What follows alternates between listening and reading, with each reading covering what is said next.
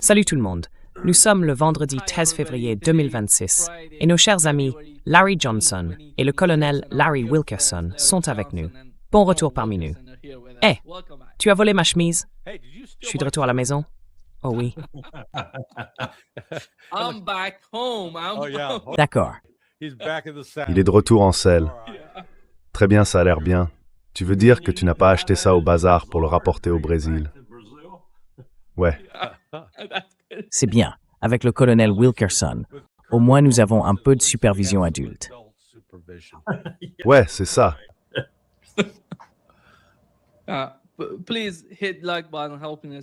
Veuillez cliquer sur le bouton « J'aime ». Cela nous aide à toucher plus de monde. Laissez-moi commencer par ce dont nous parlions avant de passer en direct. Larry, selon vous, une guerre va éclater entre l'Iran et les États-Unis. Quelle est votre opinion sur les dernières actions des États-Unis?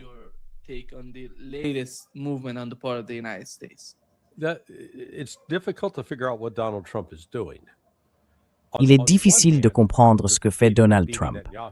D'un côté, lors de sa rencontre avec Bibi Netanyahou mercredi, il a déclaré « Eh non, nous allons négocier, nous allons donner une chance à la paix ». Très bien, il dit cela. Mais ensuite, en coulisses, des décisions sont prises. Un déploiement important d'avions de combat F-35 de l'US Air Force est prévu ce week-end au Moyen-Orient. Maintenant, si vous négociez de bonne foi, pourquoi faites-vous cela? Il y a aussi des discussions selon lesquelles, vous savez, il a mentionné qu'ils avaient ordonné à un porte-avions de se préparer à être déployé, n'est-ce pas?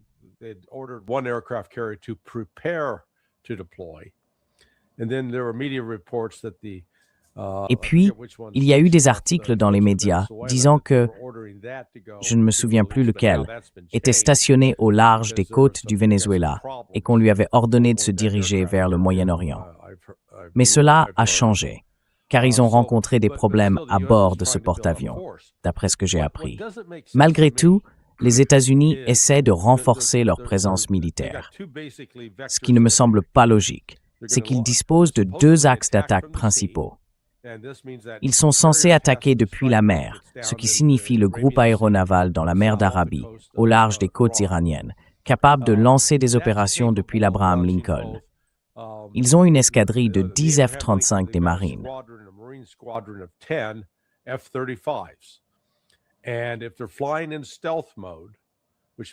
Et s'ils volent en mode furtif, ce qui signifie que tout l'armement est rangé à l'intérieur de l'avion plutôt que suspendu sous les ailes, ils ont un rayon d'action d'environ 600 miles. Or, ces navires, d'après ce qu'on m'a dit, sont stationnés à 1000 milles au large. Très bien. Si vous avez un rayon d'action de 600 milles et que vous êtes à 1000 milles des côtes, il vous manque encore 400 milles. Supposons donc qu'ils rapprochent les navires à 100 milles des côtes. Ils ne peuvent toujours parcourir qu'environ un tiers du trajet jusqu'à Téhéran. Leur portée est donc très limitée. C'est le premier point. Ensuite, les destroyers, les 3 destroyers présents sur place, transportent un contingent de missiles.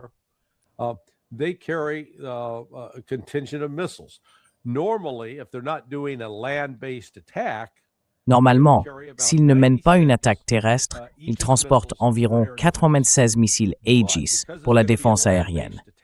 Mais comme il s'agit cette fois d'une attaque terrestre, ils vont embarquer environ 50 missiles Tomahawk, ce qui leur laisse entre 36 et 46 missiles de défense aérienne. Bon, faisons le calcul. S'ils ont un missile ennemi venant d'Iran, un missile anti-navire, ils vont tirer 2 missiles de leur système de défense aérienne. Eh bien, s'ils n'en ont que 36 ou 46, disons 46, cela signifie qu'ils peuvent résister à 23 attaques avant de devoir se retirer. Que se passe-t-il si l'Iran lance une attaque en SM avec 50 missiles et drones?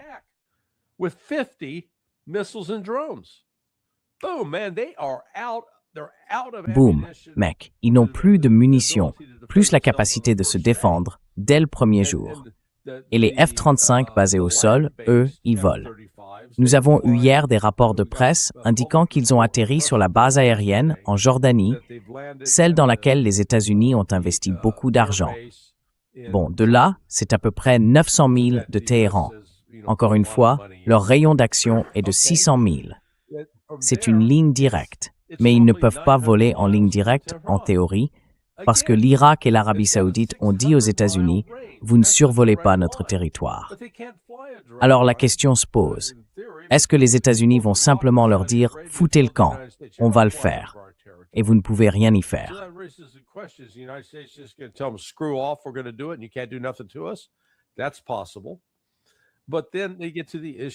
C'est possible. Mais ensuite, ils se heurtent à la question de savoir comment ravitailler ces avions.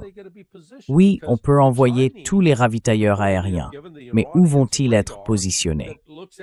Parce que selon les informations, les Chinois ont fourni aux Iraniens un radar qui porte à 700 km, donc environ 400 miles. Et c'est à peu près là qu'ils devraient être ravitaillés, à environ 200 000 de la frontière iranienne. Donc, d'un point de vue militaire, cela n'a aucun sens. Ces gens sont fous. Mais je vais conclure là-dessus. Désolé pour cette longue tirade. J'ai assisté à une intervention d'un vice-amiral à la retraite. Je te dirai, ainsi qu'au colonel Wilkerson, hors antenne de qui il s'agissait, mardi.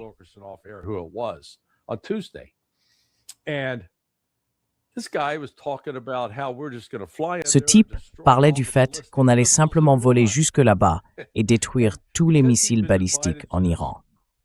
Et comme il avait été invité à cette discussion par quelqu'un, je ne voulais pas l'embarrasser devant le groupe.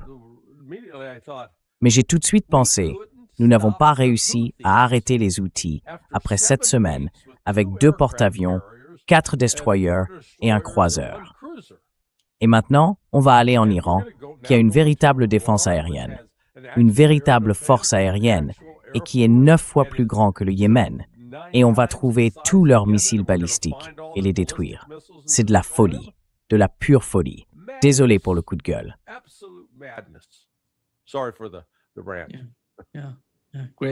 Oui, très bien.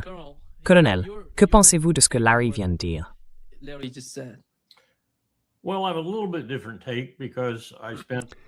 Eh bien, j'ai une approche un peu différente, car j'ai passé 4 ans à planifier ce genre d'opération au sein du commandement américain CINCPAC, à l'époque où c'était le commandement le plus important, et j'ai ensuite incidemment fourni à tous les autres commandements, y compris le commandement européen, mais surtout le commandement central, l'ensemble de leurs forces. À cette époque, elles transitaient par nous pour leur être attribuées. Il existe toutes sortes de capacités de ravitaillement en vol pour les avions décollant des porte-avions. Non seulement les gros ravitailleurs de l'armée de l'air, mais aussi des ravitailleurs de la marine, dont 2 ou 3 se trouvent sur le porte-avions pour accompagner les appareils. Ils peuvent se retourner assez rapidement et ils transfèrent leur carburant tout aussi vite. Surtout, m'a-t-on dit, je ne l'ai jamais vu moi-même. Dans le cas des F-35 et des F-15 à long rayon d'action.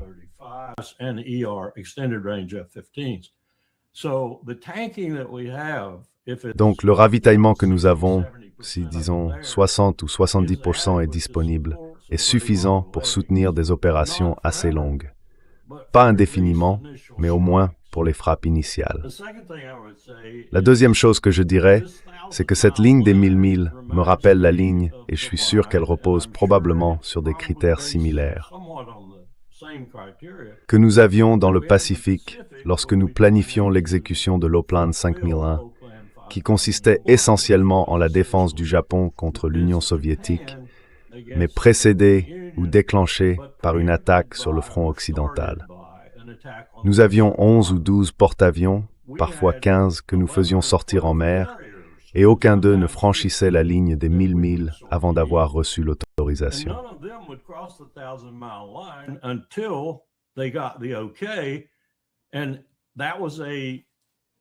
Et cela relevait, si vous voulez, d'une décision du président des chefs d'état-major interarmés, et peut-être même du secrétaire à la Défense, de le faire. Il n'était pas nécessaire d'en référer au président, mais il fallait tout de même que cela passe par ce que nous appelions alors les autorités nationales de commandement, le président et le secrétaire à la Défense. Je refuse d'utiliser le mot « guerre ». Ce n'est pas dans ma nature d'employer ce terme. Nous avons donc évalué le nombre de porte-avions que nous pouvions déployer et à tout moment donné, en tenant compte de la maintenance et d'autres facteurs, il y en avait probablement 7 ou 8. Nous en perdrions 50% en franchissant cette ligne, car à ce stade, les Soviétiques disposaient de sous-marins capables de nous atteindre. Ils avaient des missiles rase-mer capables de nous frapper. Et ils possédaient des missiles très rapides qui plongeaient sur nous, ainsi que des bombardiers.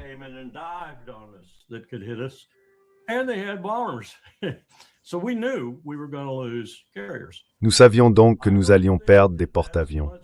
Je ne pense pas que ce soit très différent aujourd'hui, compte tenu de la haute technologie dont on me dit que l'Iran dispose dans certains de ses missiles balistiques, en particulier les plus rapides. Nous pouvons donc nous attendre à perdre un porte-avions.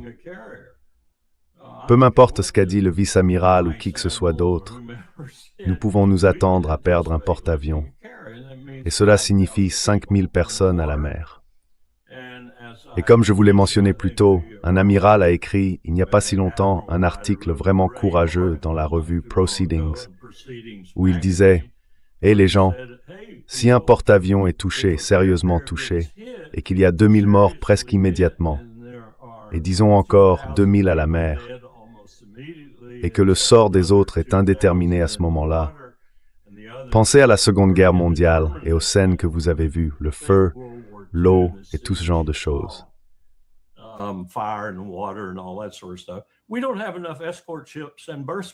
Nous n'avons pas assez de navires d'escorte, ni de place à quai pour récupérer les survivants. Nous n'avons rien fait à ce sujet depuis que cet amiral a écrit cet article il y a environ 3 ans. En fait, nos groupes de frappe sont encore plus petits aujourd'hui. Donc, comme Larry l'a indiqué, cela pose de nombreux problèmes. Même si tout se déroule de manière parfaitement méticuleuse lors des 2 ou 3 premières vagues, cela reste semé d'embûches. Tout ce que l'Iran a à faire, c'est de tenir bon, d'infliger autant de pertes que possible, puis de les écraser. Et ils le feront, je pense. Je suis convaincu qu'ils le feront.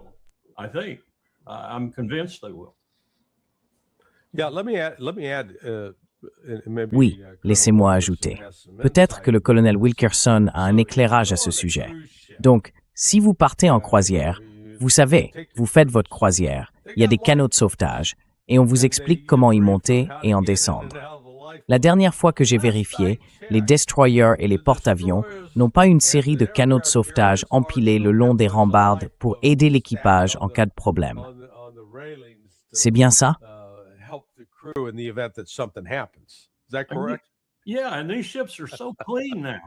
Oui, et ces navires sont tellement propres maintenant. Surtout les DE et les escorteurs de destroyers. Ils sont tellement propres qu'on peut à peine mettre 20 personnes sur les ponts. Et si tu te retrouvais en pleine mer agitée, tu les perdrais de toute façon s'ils étaient sur le pont, à moins de les avoir enchaînés à un canon ou quelque chose du genre. Cet amiral a vraiment essuyé des critiques pour avoir écrit cet article, mais il a été courageux, et il l'a écrit.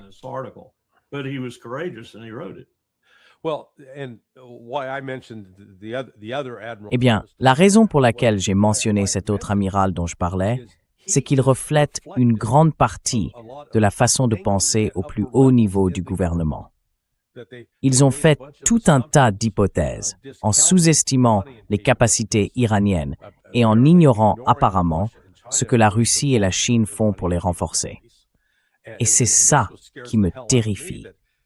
Qu'il y ait des gens qui pensent de cette manière, qui se disent « Oh oui, on peut y aller, ça va marcher ». Vous connaissez ce proverbe, l'orgueil précède la chute.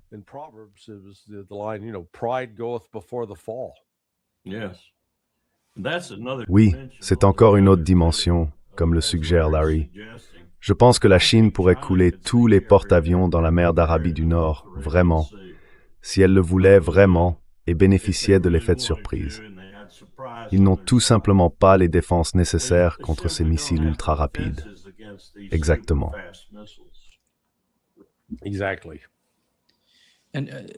Et ces missiles qui les possèdent, Larry? L'Iran les a? La Russie? Et la Russie alors?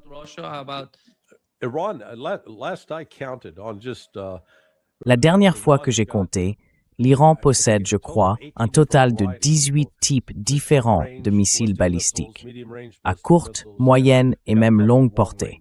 Donc ils peuvent facilement les lancer. Et en plus de ça, ils ont des missiles de croisière et des drones. Je veux dire, ils ont des missiles de croisière et des drones capables de parcourir plus de 1500 miles. Donc même si nous sommes à 1000 miles au large, ils peuvent nous atteindre. Ils peuvent même atteindre cette base aérienne en Jordanie. Et je suis sûr qu'ils ne restent pas les bras croisés face à ce renforcement.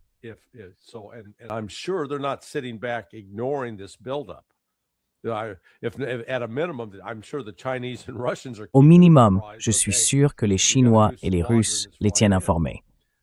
Très bien, vous avez une nouvelle escadrille qui arrive. Il faut comprendre qu'une escadrille de l'armée de l'air est censée se composer d'environ 24 F-35, des F-35A, comme on les appelle. La marine, elle, utilise le F-35C. D'accord. Disons qu'ils en amènent, 180. On ne déploie pas tout cela simplement pour faire une démonstration de force. Je pense qu'il y a une réelle intention d'essayer une fois de plus de tromper les Iraniens, de les attirer dans un faux sentiment de sécurité, puis d'essayer de leur porter un coup sévère.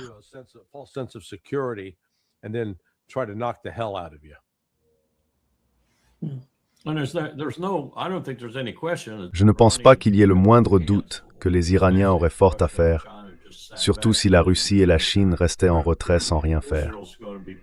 Israël les bombarderait aussi.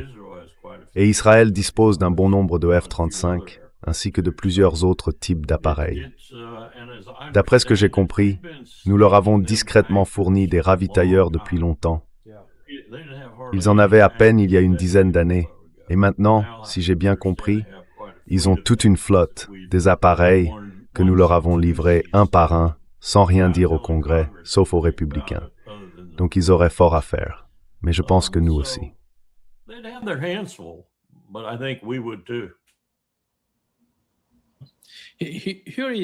Le ministre des Affaires étrangères de l'Iran a accordé une interview à RT, Russia Today. Voici ce qu'il a dit à propos de l'attaque contre l'Iran. Et s'ils attaquent, et s'ils utilisent des moyens agressifs, quelle serait alors votre stratégie de riposte? Nous nous défendrons. Comment? Vous savez comment? Vous attaqueriez les bases américaines dans les pays du Golfe? Nous attaquerions les biens et les installations des États-Unis, tout ce qu'ils possèdent dans notre voisinage. Tu sembles presque mal à l'aise en disant ça. Tu l'es?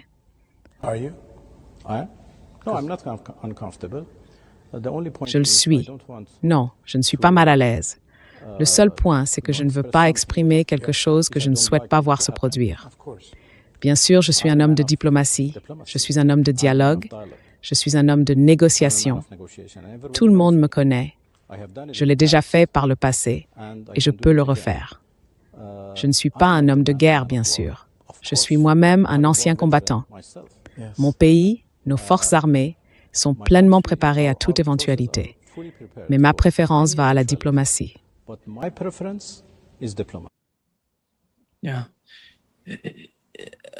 Nous devrons peut-être l'ajouter à Lavrov et Wang Yi.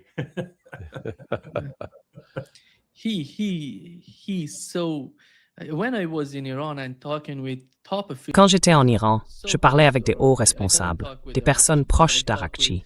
Je n'ai pas parlé avec Arakchi lui-même, mais j'ai discuté avec le vice-ministre des Affaires étrangères. Ils ressentent la même chose. Ils n'aiment pas la situation, mais ils voient l'attaque arriver. Ils n'ont pas le choix. Mais on ne perçoit pas ce genre d'espoir dans l'armée, vous savez, en Iran, dans les cercles du renseignement et de l'armée. Ils disent que la guerre arrive, à 100%. Rien d'autre. Ils ne voient aucune autre issue, parce qu'ils observent ce qui se passe en Ukraine avec les négociations. Ils voient que c'est tout ce qu'il y a à voir, tout ce qu'on peut comprendre. Rien ne sortira des négociations avec l'administration Trump. C'est pourquoi ils croient que la guerre avec les États-Unis va avoir lieu. Colonel, pensez-vous qu'en ce moment précis, Et vous avez mentionné à quel point les États-Unis sont prêts à attaquer l'Iran. Et je sais à quel point l'Iran est prêt, car j'ai parlé avec beaucoup d'entre eux là-bas. Pensez-vous que Netanyahou est en train d'obtenir ce qu'il voulait obtenir? Depuis si longtemps, il voulait atteindre ce moment, à mon avis.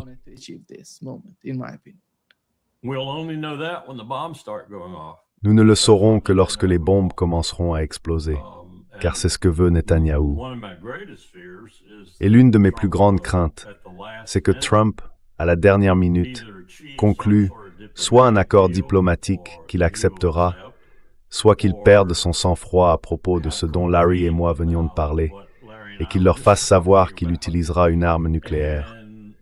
Non seulement il attaquera de manière conventionnelle, mais lorsque la situation tournera mal pour lui, et ce sera le cas, il utilisera une arme nucléaire.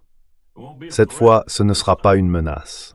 Il en a déjà proféré auparavant, ce qui est l'une des raisons pour lesquelles il a obtenu de Trump l'autorisation des frappes suivantes de B-2, absolument déterminé à les mener parce qu'il n'avait pas utilisé d'armes nucléaires et qu'il allait l'utiliser sur la Floride, le site le plus important.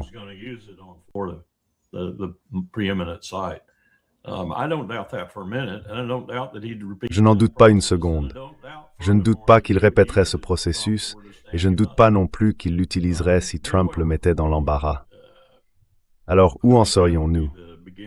Je pense que ce serait le début de la fin pour beaucoup de choses dans la région, et peut-être pour la moitié du monde, parce qu'à ce moment-là, nous aurions déclenché un conflit nucléaire. Larry, Nima, laisse-moi simplement ajouter une autre chose. J'entends sans cesse ces rumeurs, et Larry pourra sans doute apporter plus d'éclaircissements à ce sujet, mais je suis convaincu que l'Arabie saoudite a un accord avec le Pakistan. Je ne suis même pas sûr que des armes, au moins en partie, sinon un ensemble complet, ne soient pas déjà en Arabie saoudite.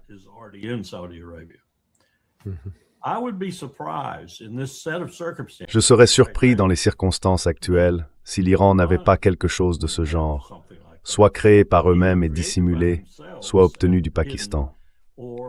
Je me souviens avoir eu affaire, et je l'ai souvent dit, au réseau d'Aqu Khan. Les Pakistanais, en particulier au sein de l'ISI, vénéraient presque Aqu Khan, car son credo était, avec une certaine légitimité, « Tous ces salauds qui ne sont pas islamiques ont la bombe atomique. La bombe atomique ira aussi à certains pays islamiques. » Et bien sûr, ce fut le cas du Pakistan. On l'appelle le père de la bombe au Pakistan. Il est pour eux ce que le projet Manhattan fut pour les Américains. Et je ne conteste pas leur logique d'un point de vue purement militaire. Oui, beaucoup de gens qui vous détestent ont des armes nucléaires. Peut-être devriez-vous en avoir quelques-unes aussi.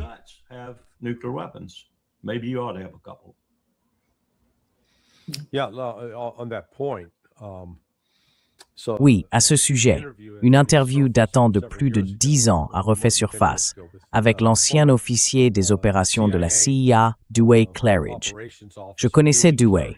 Il a mis en place le Centre de lutte contre le terrorisme et avait dirigé le programme des contrats pendant un certain temps, avant Alan Fierce.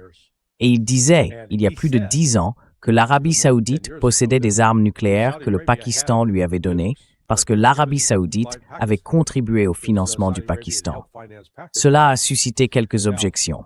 Notre ami Ray McGovern a dit « Je n'y crois pas ». Mais la semaine dernière, lorsque Rick Sanchez était à Téhéran, il a interviewé l'ancien commandant des gardiens de la Révolution qui a réaffirmé « Oui, l'Arabie saoudite a des armes nucléaires. Donc ils en ont. » Maintenant, la question est « Comment les livrent-ils » C'est un tout autre sujet. They have them. Now the question is, how do they deliver them? That's a whole nother issue. Yeah. But, Mais vous savez, c'est une situation volatile. Et l'un des points que je souligne, c'est cette obsession récente d'Israël à vouloir éliminer la capacité de missiles balistiques de l'Iran. L'histoire qu'on nous raconte à propos de la guerre de 12 jours, c'est que l'Iran ne nous a presque pas touchés. Nous avons abattu 90% de leurs missiles. Eh bien, si vous avez abattu 90% de leurs missiles, pourquoi êtes-vous si désireux de vous en débarrasser? parce qu'en réalité, ils n'en ont pas du tout abattu 90%. Si l'on part du principe que seulement 10% ont atteint leur cible, alors d'accord, oui, vous êtes professeur d'ingénierie, vous avez une formation scientifique. Je vais vous donner un petit test de mathématiques. 458 bâtiments à Tel Aviv ont été endommagés. Donc s'ils ont abattu 90% et que seulement 10% sont passés, combien en ont-ils abattu? 90% and only 10% got through. How many did they shoot? 458. Yeah, 458 got through. 458. Oui, 458 sont passés. Donc cela veut dire 4580 missiles. D'accord? Et ce qui est fascinant, c'est que si vous allez sur n'importe quel moteur de recherche utilisant l'intelligence artificielle et que vous demandez, eh bien, combien de missiles sont passés? Ils répètent tous la propagande israélienne. Oh, ce n'était rien. Nous en avons abattu 90% et ils ont fait des dégâts minimes. Mais ce qui est amusant, c'est quand vous commencez à contester ces moteurs d'IA et que vous leur dites « Hey, vous racontez n'importe quoi » et que vous commencez à saisir d'autres informations, ils reviennent un peu penauds en « D'accord, oui, c'est un bon point. J'avais pas regardé ça. » Mais ce que je veux dire à travers tout cela, c'est que Israël a subi des dommages importants pendant cette guerre de 12 jours.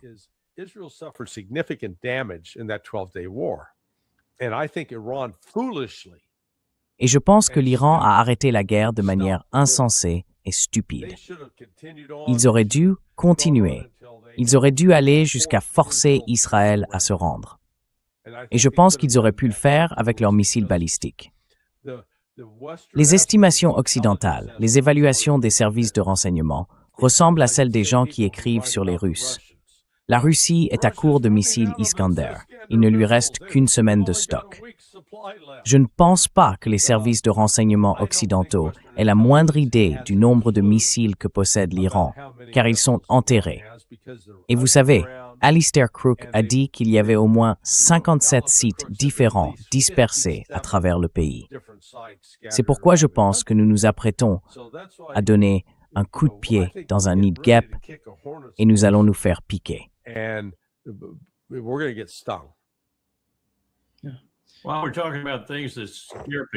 Eh bien, nous parlons de choses qui font peur aux gens.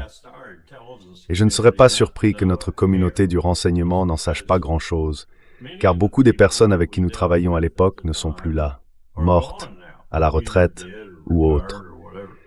Mais nous avions un vrai problème avec la RPDC, et ce problème imprégnait tout le complexe du renseignement. Personne ne s'en occupait, même à l'INR, où je pense que nous avions les meilleures personnes de toute la communauté du renseignement. Nous n'arrivions pas à déterminer si la Corée du Nord avait développé cette capacité ou non. Nous savions qu'ils avaient un missile balistique. Nous savions qu'il fonctionnait. Nous savions qu'il avait la portée nécessaire. Nous connaissions la télémétrie et tout le reste lorsqu'ils le tiraient et le testaient. Mais nous ne savions pas s'ils avaient réussi à associer la technologie de l'ogive sur laquelle ils travaillaient aux missiles.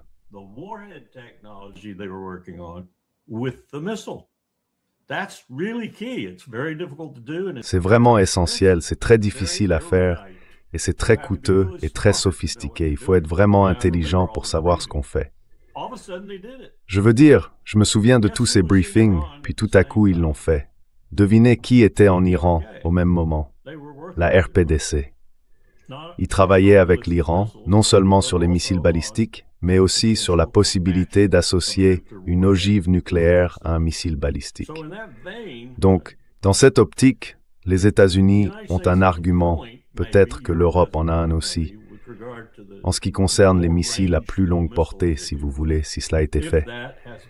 Et ils n'ont tout simplement pas encore développé l'ogive, ou le composant à base d'uranium, peu importe.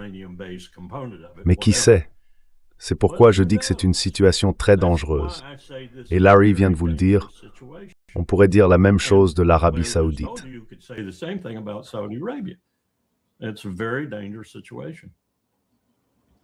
C'est une situation très dangereuse. Je la garderai en suspens jusqu'au moment où j'en aurais le plus besoin si c'était moi qui faisais cela. Vous savez, j'aurais déjà dit, je l'ai. Tire-moi dessus et j'en tirerai 2 en retour. Souvenez-vous, ces types ont traversé la guerre la plus sanglante, semblable à la Première Guerre mondiale, du XXe siècle, à part la Première Guerre mondiale. Les échanges de roquettes visant les villes, les attaques en vagues humaines, et ainsi de suite. Si j'avais vécu quelque chose comme ça, et que je connaissais la vérité, même à 60%, comment les États-Unis ont joué sur les 2 tableaux en permanence, et à la fin ont soutenu l'Irak parce qu'ils ne voulaient pas que l'Iran prenne Bagdad, j'aurais quelque chose dans ma manche.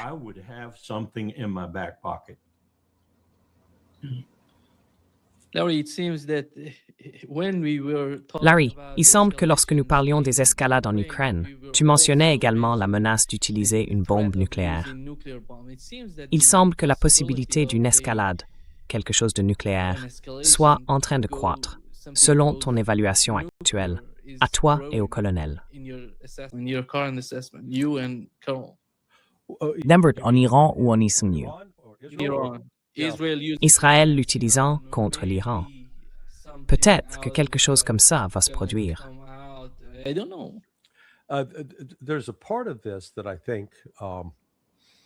Il y a un aspect de tout cela où je pense que la capacité ou l'efficacité d'une frappe nucléaire est largement exagérée.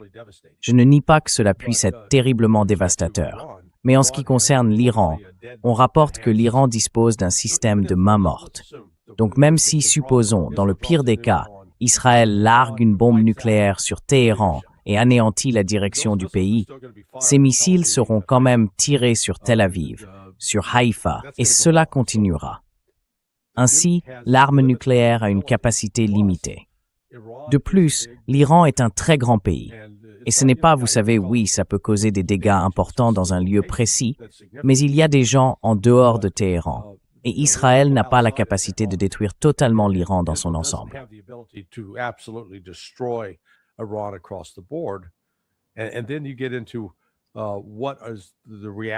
Et ensuite, on en vient à se demander quelles seraient les réactions des Chinois, des Russes, des Pakistanais.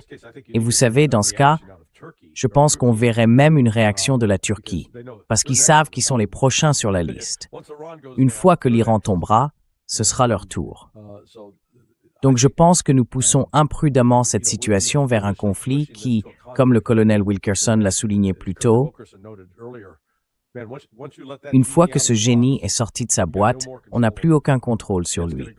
Cela va exploser de manière imprévisible. L'attitude que je perçois à Washington me rappelle celle qui régnait dans la capitale avant la première bataille de Bull Run.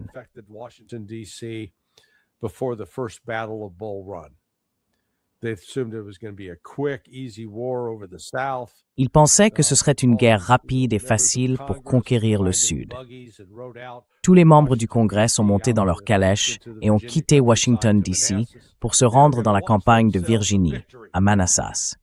Ils allaient assister à leur propre victoire. Une fois sur place, l'Union s'est fait laminer. Et je pense que c'est un peu la situation vers laquelle on se dirige ici. Tous ces gens, vous savez, les Jack Keane de ce monde, les David Petraeus, et toutes ces prédictions confiantes sur notre puissance et la faiblesse des Iraniens, ils sont prêts à tomber de haut.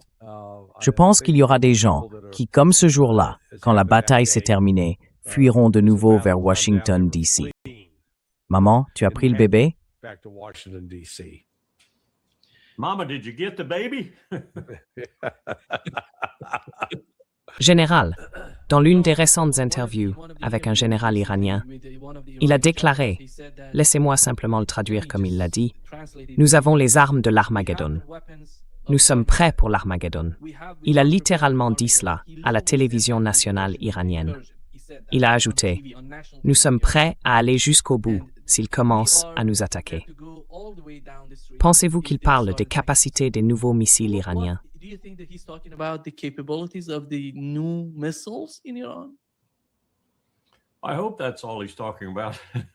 J'espère que c'est tout ce dont il parle. Je dirais que tu vas entendre, tu sais, si cela doit arriver dans une semaine ou dans 2 jours. Peu importe, si cela arrive. En attendant, tu vas probablement entendre beaucoup de déclarations de ce genre.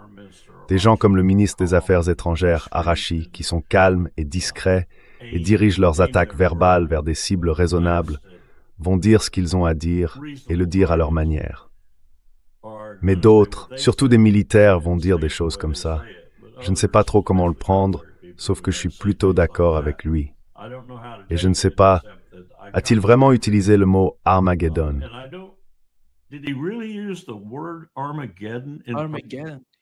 Armageddon. Il a dit Armageddon. C'est pour ça que j'étais choqué. De quoi parle-t-il? Le journaliste lui a demandé « Que voulez-vous dire par là ?» Il a répondu « Vous n'avez pas besoin de plus d'explications que ça. » Il repromethente restriction hébreu-anglais de la chose. Il comprend que tu praise Bethane est différente. Non. Il n'a pas utilisé Armageddon, car en persan, on dit Achar Ozaman, ce qui signifie la fin du monde. Oui. Ce qui signifie Armageddon. Ouais. Il l'a dit en persan. Il ne l'a pas dit en anglais. Ouais. D'accord. Cela se passe un peu comme pour Messie. Vous savez, l'argument que les Iraniens m'ont présenté, et c'était un argument assez convaincant, était que Cyrus le Grand, par exemple, était appelé par le terme hébreu pour Messie. Il était appelé Messie parce qu'il protégeait les Juifs dans son royaume. Il y a donc beaucoup de nuances autour de ces mots, surtout quand ils viennent d'aussi loin dans le temps. Je veux dire, Ted Cruz pense qu'il devrait déterminer notre sécurité nationale. Si vous vous souvenez, la Genèse est son guide pour savoir s'il prend une décision de sécurité sur ceci ou sur cela.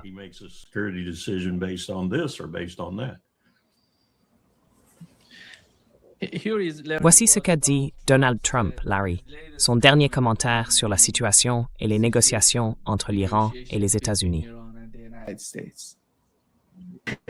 A-t-il changé d'une quelconque manière en ce qui concerne ces négociations avec l'Iran ou le calendrier avec l'Iran?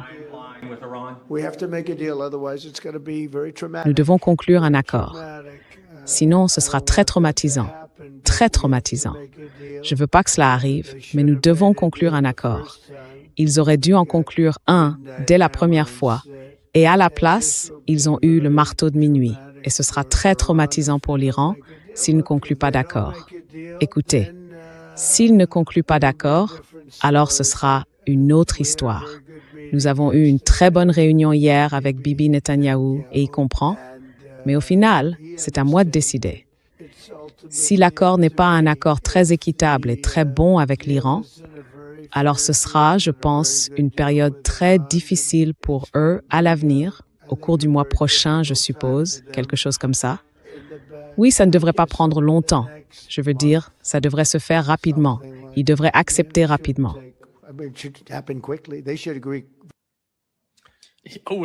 Eh bien, le mois prochain correspond au temps qu'il faudra pour mettre en place un nouveau groupe aéronaval. Oui, s'il y parvient. Ouais. Ces porte-avions, certains d'entre eux sont à bout de souffle. Et nous n'avons pas les marins. Ouais. Nous ne pourrions pas envoyer en mer tous nos porte-avions en rotation en même temps, parce qu'il faudrait partager les couchettes. Nous n'avons tout simplement pas assez de marins. Ouais. Tu sais quoi? Si tout cela ne concernait que, entre guillemets, les armes nucléaires, le fait que l'Iran obtienne une arme nucléaire, il y aurait un accord possible. L'Iran est prêt à autoriser des inspections complètes de ces différents sites afin que l'Occident sache qu'il ne construit pas de bombes. Mais l'Iran va insister pour que la Russie et la Chine participent directement à ce processus, car il ne fait pas confiance à l'Occident seul. Arashi, dans ses propos avec Rick Sanchez, a également indiqué que, nous pouvons faire certaines concessions sur l'enrichissement. Il a laissé entendre qu'en gros, l'Iran dirait « D'accord, nous n'enrichirons qu'à 20%, ce qui, je crois, correspond au niveau fixé dans le JCPOA. En somme, il parle de revenir aux termes convenus dans le JCPOA et que si l'Iran avait besoin d'un enrichissement supérieur, cela viendrait de la Russie ou de la Chine, sous la supervision de l'Agence internationale de l'énergie atomique. Donc, il y a un accord possible.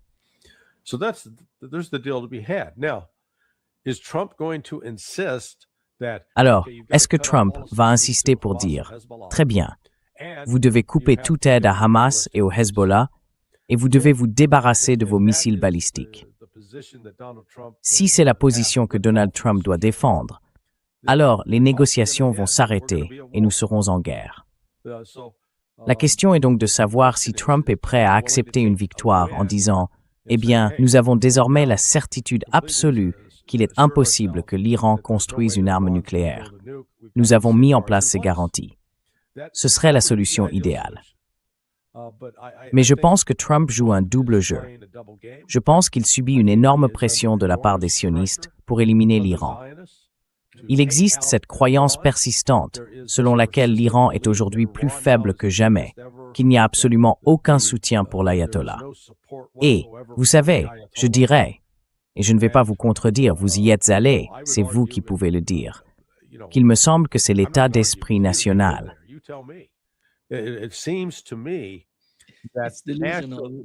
Ouais. Eh bien, la fierté nationaliste en Iran est aujourd'hui plus forte qu'elle ne l'était, disons, il y a 3 ou 4 ans. Exactement. Ouais.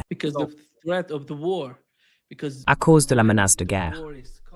Parce que lorsque la guerre approche, ils ne connaissent pas le peuple iranien. Tout le monde va s'unir, ils vont riposter. Et je ne comprends pas pourquoi c'est si difficile pour eux à comprendre. Il semble qu'aux États-Unis, si le pays entre en guerre avec un autre, peu importe que vous soyez républicain ou démocrate, vous allez vous battre pour votre pays.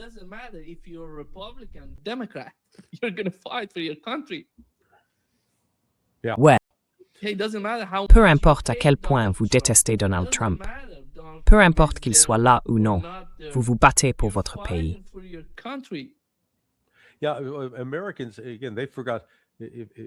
Oui, les Américains, encore une fois, ils ont oublié. Si tu reviens à l'attitude ou à l'ambiance autour du 11 septembre, donc tu sais, il y a environ 25 ans maintenant, la division partisane qui existait avant cette attaque a disparu, au moins pendant 3 ou 4 semaines. Il y avait une unité massive aux États-Unis. Et bon sang, est-ce que George W. Bush a gâché cette occasion de faire de l'Amérique quelque chose de réellement positif pour le monde?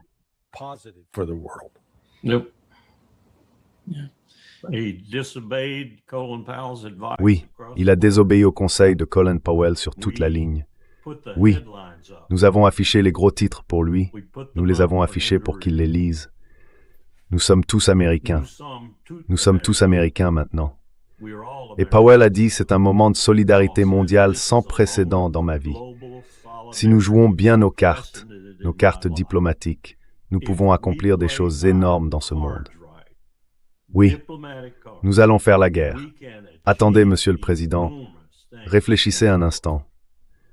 Vous allez transformer en guerriers des gens que nous avons jusque-là traités comme des criminels et jugés dans le système judiciaire. Maintenant, si vous voulez larguer quelques bombes sur l'Afghanistan, d'accord. Mais ne faisons pas de cela une entreprise à long terme et ne faisons pas en sorte que ce soit ce pourquoi le monde nous perçoive après le 11 septembre, car vous allez détruire.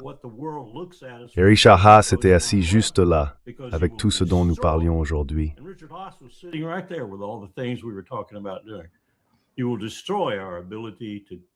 Vous allez détruire notre capacité à tirer parti de ce moment de solidarité mondiale. Ils l'ont détruite, complètement détruite.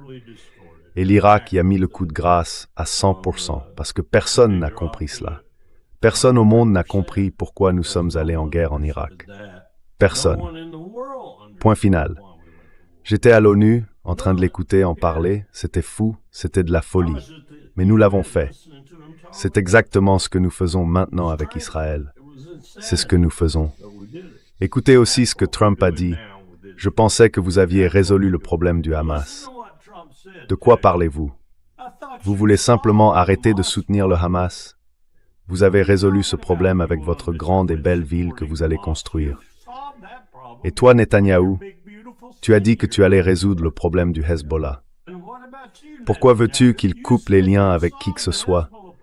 Il n'y a plus personne avec qui couper les liens. Tu les as détruits. Double discours. Rien que du double discours. Tout des menteurs. All double talk. All liars. Larry, les médias israéliens affirment que Netanyahou ne croit pas ou ne fait pas confiance à Steve Witkoff et Jared Kushner. C'est l'une des principales raisons pour lesquelles il se rend aux États-Unis. Il veut parler directement avec Donald Trump. Il ne veut pas faire passer un message par l'intermédiaire de ces deux-là. Que se passe-t-il? Il veut être le dernier à lui parler parce que c'est la personne que Trump écoute.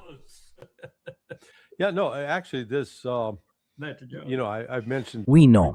En fait, tu sais, j'en ai déjà parlé. Je connais un homme nommé Stephen Bryan. Il a été sous-secrétaire à la Défense sous Ronald Reagan au Pentagone. Et c'est un sioniste convaincu. Je ne le classe pas parmi les fous. Je veux dire, c'est quelqu'un avec qui je peux m'asseoir et avoir une discussion raisonnable. Mais il y a plus d'une semaine, oui, lundi de la semaine dernière, il a publié un article sur Substack dans lequel il démolissait Witkoff pour les négociations à Oman avec l'Iran. Et donc, tu vois, quand quelqu'un comme Steve, je le qualifierais d'homme mesuré, s'énerve, c'est rare. Mais cette affaire, quoi que Witkoff et Kushner aient dit ou fait, a mis le feu aux poudres dans le camp sioniste.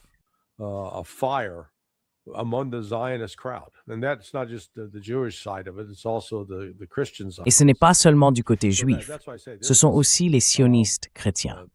C'est pourquoi je dis que ce que rapporte la presse israélienne est, selon moi, entièrement exact concernant la vision de Netanyahou sur Witkoff et Kushner. Ils ne leur font pas confiance. Et vous savez, je pense qu'ils auront encore une chance.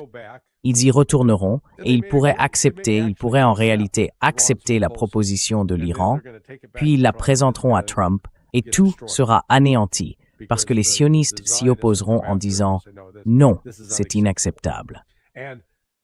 Et, comme le colonel Wilkerson l'a laissé entendre plus tôt, Israël pourrait retirer la décision des mains de Trump en lançant sa propre attaque pour déclencher les hostilités, dans la croyance insensée que les États-Unis interviendraient et pourraient réellement vaincre l'Iran.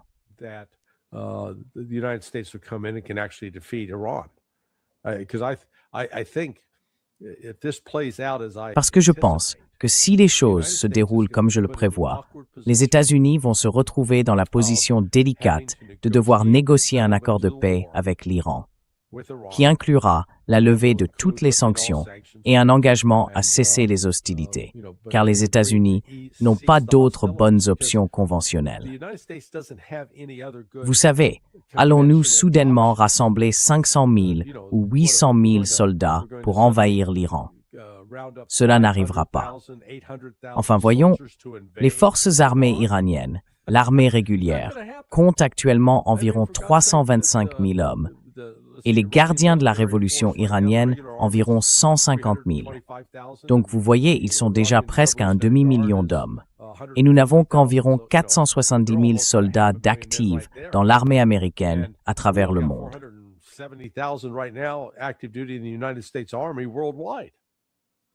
Et contrairement à nous, le petit slept-il.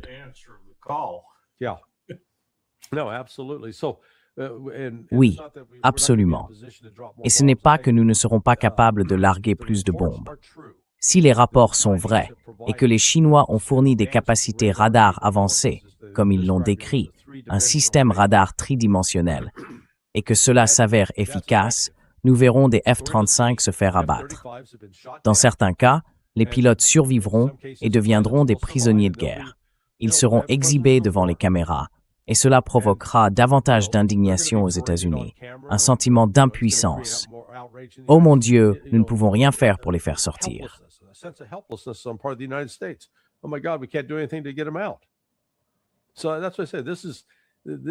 C'est pourquoi j'ai dit que cela allait mener à des moments très, très inconfortables. Et je pense, vous savez, que cela marquera la fin de la présidence Trump s'il s'engage sur cette voie.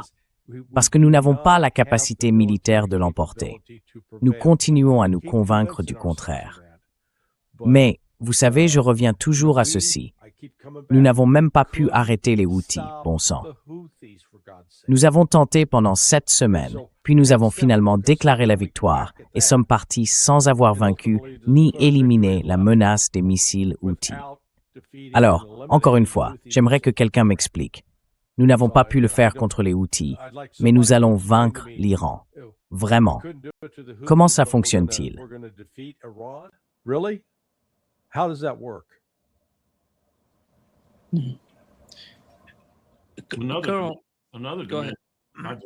Une autre dimension à cela, et je pense que c'est une des raisons pour lesquelles on me l'a dit, et je n'ai aucune raison d'en douter, car des personnes que je respecte l'ont affirmé, est que peu d'avions israéliens ont réellement survolé le territoire iranien, de peur d'être abattus et de s'écraser en Iran. Imaginez ce que le peuple iranien ferait probablement à un pilote juif d'un F-35 ou d'un F-15 à long rayon d'action, ou peu importe, s'il survivait au crash. Je ne pense pas qu'il aurait beaucoup de chance. Il pourrait le garder, comme Larry l'a dit, à des fins de propagande. Mais je veux dire, ce ne sera pas une guerre d'amour. Ce sera une guerre remplie de haine. Et au fur et à mesure qu'elle se poursuivra, elle s'intensifiera encore et encore. Oui. Yeah. Colonel, en ce qui concerne Israël et ce que nous entendons des médias israéliens, j'essaie de comprendre. Parce que ils disent ce qu'ils disent. Certains de ces médias israéliens affirment que si les États-Unis n'attaquent pas l'Iran, alors ils devront attaquer l'Iran eux-mêmes, même si cela équivaut à un suicide de leur part. Mais ils disent qu'ils doivent le faire. Quelle est la logique derrière cela? Pourquoi auraient-ils besoin d'attaquer l'Iran si, selon leur propre compréhension, c'est une mission suicide?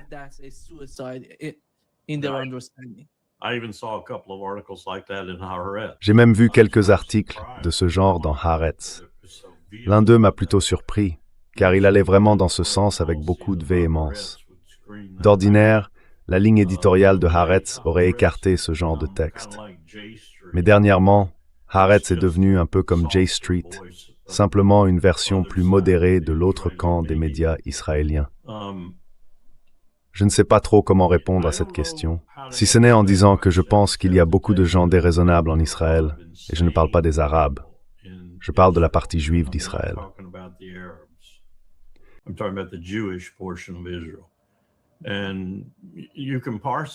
Et on peut l'analyser, la décortiquer, et comprendre par exemple pourquoi Netanyahou et ses ministres veulent davantage de Russes, et auraient apparemment même fait une ouverture à Poutine pour qu'il en envoie plus, parce que les Juifs russes seraient plus belliqueux, plus enclins à servir dans la réserve ou même en service actif au sein de Tsahal. On peut l'analyser et dire qu'Israël s'est en grande partie rempli de gens cruels, des gens assoiffés de sang. Et si l'on regarde les sondages, on est forcé de conclure quelque chose de semblable à propos de la population juive israélienne en général, qui reste encore, quelque part entre 60 et 80%, favorable à tout ce que fait Netanyahou, même si elle le déteste. C'est donc une composante à part entière du caractère des Juifs vivant en Israël.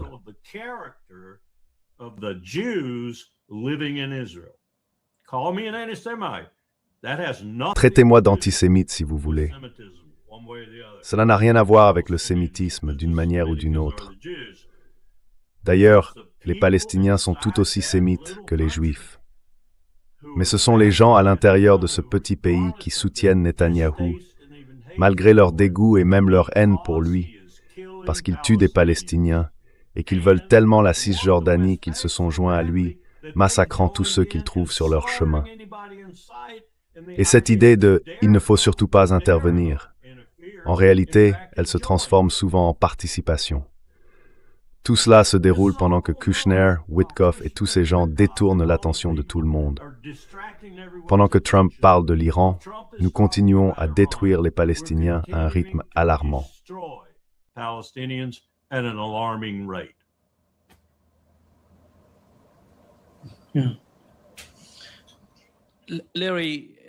Larry, changeons un peu de sujet pour parler du conflit en Ukraine. Nous avons entendu Merz expliquer comment la Russie pourrait y mettre fin. Voici ce qu'il a dit.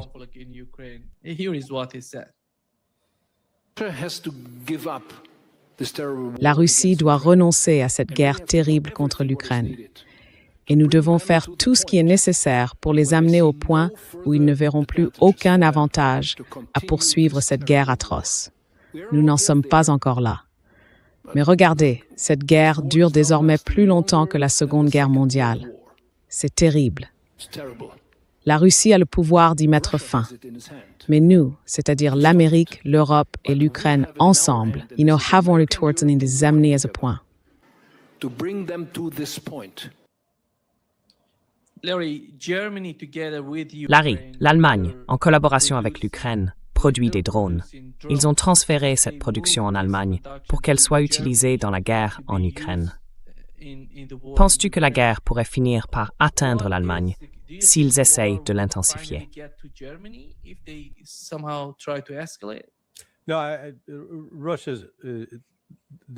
Non, la Russie ne veut pas s'étendre au-delà des frontières de l'Ukraine. Je veux dire, bien sûr, il y a Medvedev et Sergei Karaganov, et ils ont ouvertement parlé du fait que, vous savez, nous pourrions devoir aller faire exploser les Européens. Mais les Russes ont récemment changé de politique, au cours des 2 à 3 dernières semaines. Les espoirs que Poutine nourrissait pour un éventuel règlement négocié, en particulier avec les États-Unis, je pense que c'est désormais terminé. Je me base sur le fait qu'à partir de jeudi, il y a une semaine, Rick Sanchez a réalisé une interview avec Sergei Lavrov. Puis lundi, Lavrov s'est exprimé sur BRICS TV. Le lendemain, il a parlé avec NTV, la chaîne russe, et le jour suivant, il s'est adressé à la Douma.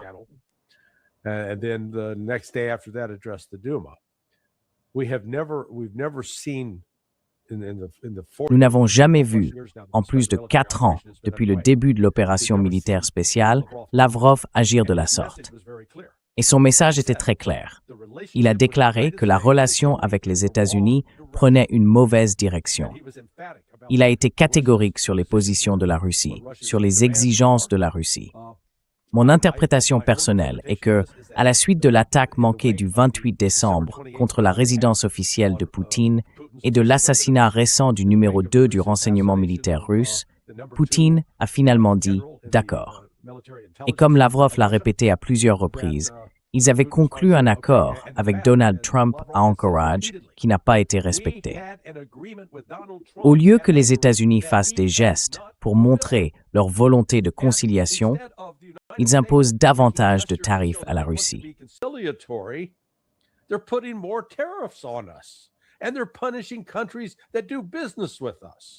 Et ils punissent les pays qui font affaire avec eux. Donc la Russie a essentiellement déclaré que c'était des conneries, qu'ils n'allaient plus continuer ainsi. Ils poursuivent la guerre, ils l'ont accélérée. Ils détruisent les infrastructures, essayant littéralement d'éteindre chaque lumière en Ukraine, s'ils le peuvent. Ils frappent aussi des sites où se trouve du personnel de l'OTAN, et ils auraient tué des centaines de personnes, principalement des officiers et des soldats polonais et britanniques présents en Ukraine. Mais, vous savez, la Russie est entrée dans une nouvelle phase maintenant. L'époque où l'on traitait avec Witkoff et Kushner est révolue. Ils obtiendront peut-être une autre audience avec Poutine, mais lors de leur dernière rencontre, les Russes ont qualifié la discussion de franche.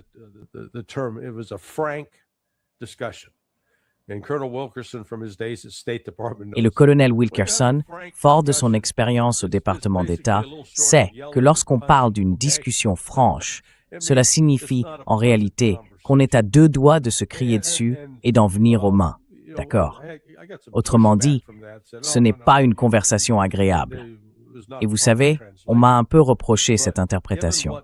J'ai dit, non, vous ne comprenez pas. Ce n'était pas une traduction correcte. Mais vu ce que Lavrov a fait la semaine dernière, je dirais qu'absolument, la Russie a changé de position. Donc ce qu'elle va faire, c'est continuer à consolider son contrôle, en fin de compte, sur Zaporizhia et Kherson. Mais elle va aussi poursuivre son avancée militaire à Dnipropetrovsk, Kharkiv, Sumy et Poltava. Elle va obtenir une victoire militaire. Et les négociations ressembleront à celles de von Paulus lorsqu'il s'est retrouvé encerclé à Stalingrad et qu'il est allé négocier les conditions de la reddition. Sauvegarde Seiztola. That's what it will be.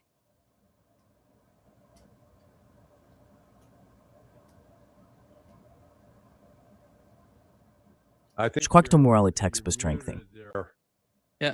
Colonel, vous m'entendez? Ouais, tu es de retour. Voici ce que le colonel Kaya Kellogg a déclaré à propos de la Russie, isolée dans la guerre en Ukraine. La différence, c'est que tu sais, quand la Russie part en guerre, elle y va seule, parce qu'elle n'a pas d'alliés. Quand l'Amérique part en guerre, beaucoup d'entre nous partent avec vous et nous perdons nos gens en chemin. Cela signifie donc que vous avez aussi besoin de nous pour être cette superpuissance. Parce que si l'on regarde le tableau d'ensemble, en termes de puissance économique, la Chine est un pays très très puissant.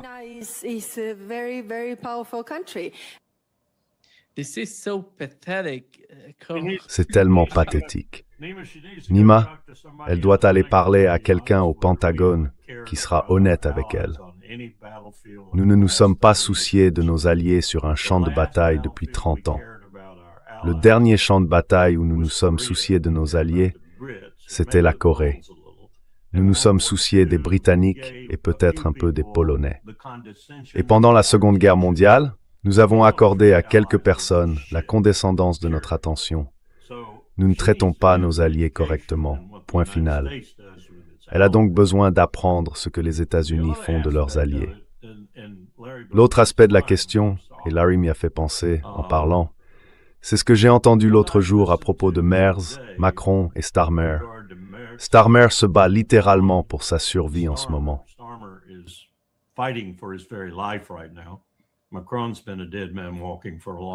Macron est un homme mort en sursis depuis longtemps.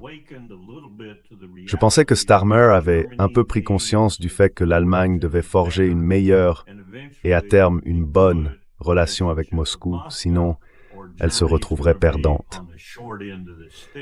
Les remarques que vous venez de diffuser, je sais qu'elles étaient sorties de leur contexte, mais elles ne semblaient pas refléter ce dont nous avions parlé lors de ce webinaire. Tout cela pour dire que l'Allemagne doit prendre une décision, et je pense qu'elle le fera lorsqu'elle se débarrassera de Merz pour mettre quelqu'un d'autre à sa place. Je ne sais pas comment cette décision sera prise, et nous n'avons vraiment pas pu déterminer si l'AfD influencerait cette décision d'une manière qui, au final, ne servirait les intérêts de personne, ni en Europe, ni ailleurs.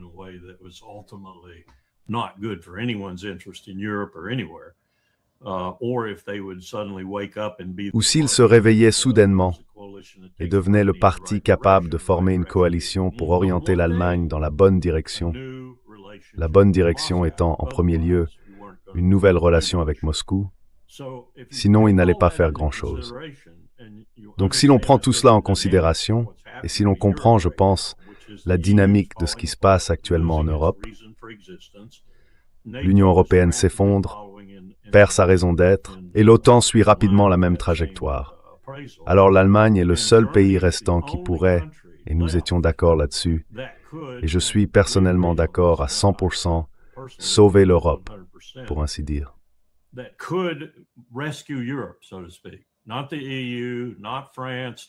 Ni l'Union européenne, ni la France, ni la Grande-Bretagne, ni une combinaison de ces pays, l'Allemagne.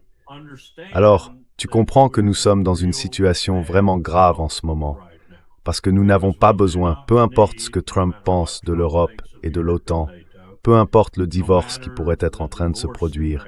Et ces gens sont terrifiés, Nima, à l'idée que nous leur retirions notre parapluie nucléaire, pour deux raisons. Et j'ai entendu cela d'un Allemand, et je pense qu'il a raison. Deux raisons. Parce qu'alors il y aurait une course entre quelques États pour construire leurs propres armes nucléaires, ou bien une reddition totale à celui qui possède une arme nucléaire et sait le mieux la brandir.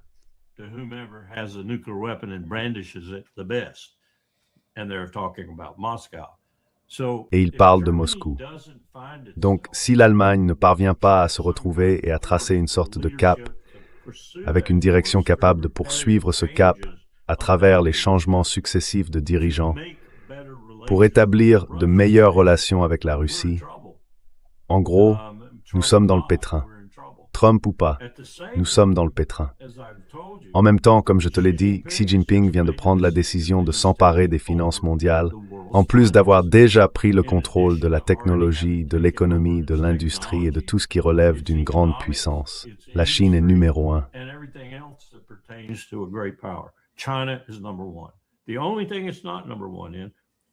La seule chose dans laquelle il n'est pas numéro 1, c'est la finance. Et il est maintenant déterminé à la rendre numéro 1 dans ce domaine.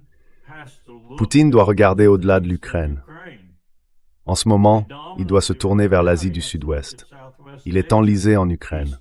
Donc Larry a raison, il va en finir, et il va le faire de manière sanglante, probablement. Il va détruire l'Ukraine, ce qu'il en reste.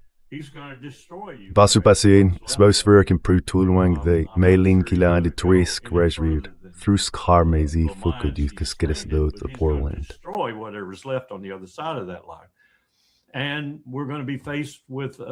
Et nous allons être confrontés à une situation totalement différente dans ces autres régions, car alors la Russie sera libre, avec l'armée la plus puissante du monde à l'heure actuelle et une base industrielle pour la soutenir. Je me moque de ce que vos sanctions sont censées faire. Je me moque de l'inflation. Je me moque du nombre de personnes prêtes à s'engager. Personne n'est plus mal loti que nous dans le monde en ce moment à cet égard. Ils ont un pays puissant et une armée puissante pour l'accompagner. Et ils ont d'autres intérêts en dehors de l'Ukraine. Je pense que c'est ce qui dérange Poutine en ce moment. Je sais que ça dérange probablement son armée, surtout maintenant qu'il se dirige vers la mer d'Arabie du Nord avec les Chinois.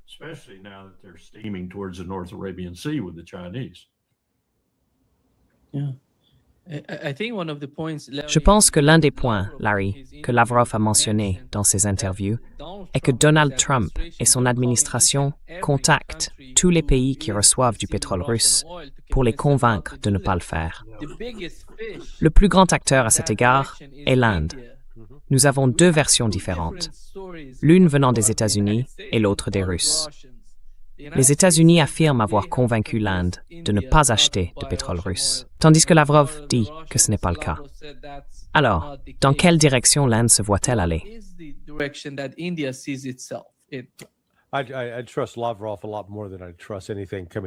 J'ai beaucoup plus confiance en Lavrov qu'en tout ce qui vient des États-Unis.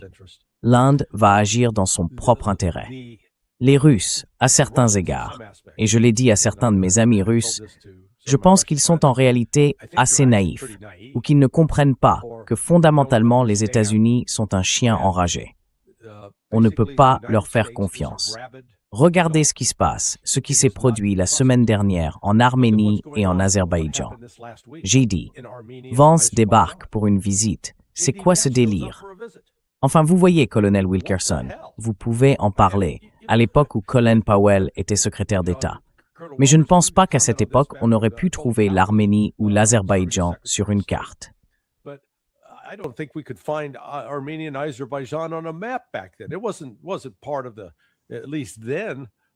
Ce n'était pas, du moins à l'époque, une priorité évidente ou explicite de la politique étrangère des États-Unis. Pas du tout. Pourtant, il faut se demander pourquoi J.D. Vance s'y rend-il maintenant. Et puis, regardez l'année dernière, lorsque Trump a accueilli à Washington, D.C., les présidents de l'Arménie et de l'Azerbaïdjan, Pachinian et Aliyev, pour soi-disant signer un accord de paix. Oui, d'où cela sort-il? Quand j'ai vu cela, associé à la visite actuelle de Vance, cela m'a indiqué que Trump ne dirige pas la politique étrangère. C'est la CIA qui le fait. La CIA continue de s'impliquer pour positionner l'Arménie et l'Azerbaïdjan dans le cadre d'un plan à long terme, visant, si possible, à vaincre et détruire la Russie ainsi que l'Iran. Ce n'est pas un échange diplomatique amical.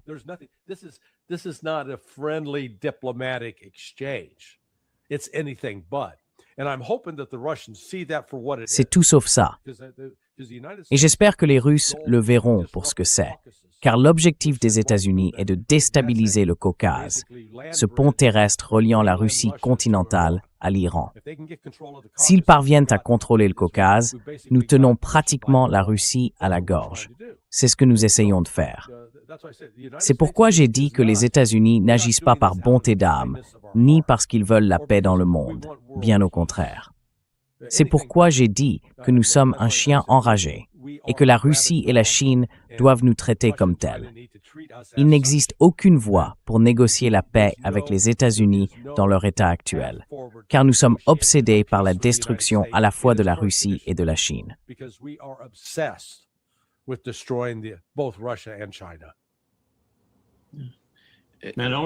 La seule chose avec laquelle je ne suis pas d'accord, Damon, c'est que la Russie le sait déjà.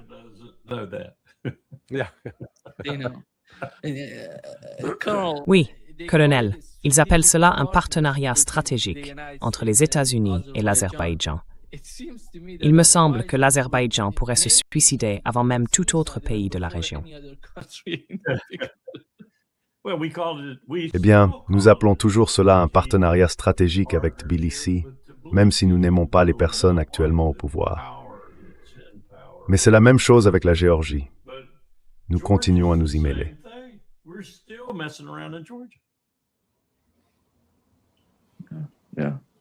Oui, c'est incroyable ce qui se passe. Merci beaucoup, Carl et Larry, d'avoir été avec nous aujourd'hui. Ce fut un grand plaisir. Rather, j'aimerais que nous mettions fruit de réconfort au monde, mais la situation ne semble pas bonne. Vous n'avez même pas posé de questions à propos de Carrie Prejean, Miss Californie, qui a été sommairement renvoyée de la commission religieuse. Ah oui, Carrie Prejean. Oui, tu as vu sa réponse où elle a dit « J'ai été nommée par le président Trump, pas par toi, clown. Tu n'as aucun pouvoir pour me forcer à partir. »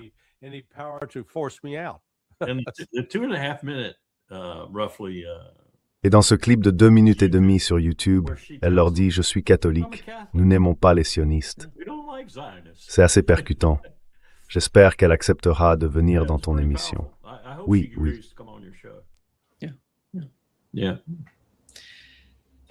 Merci beaucoup, Larry. Merci. D'accord. Passe un excellent week-end. Prends soin de toi. Prends soin de toi.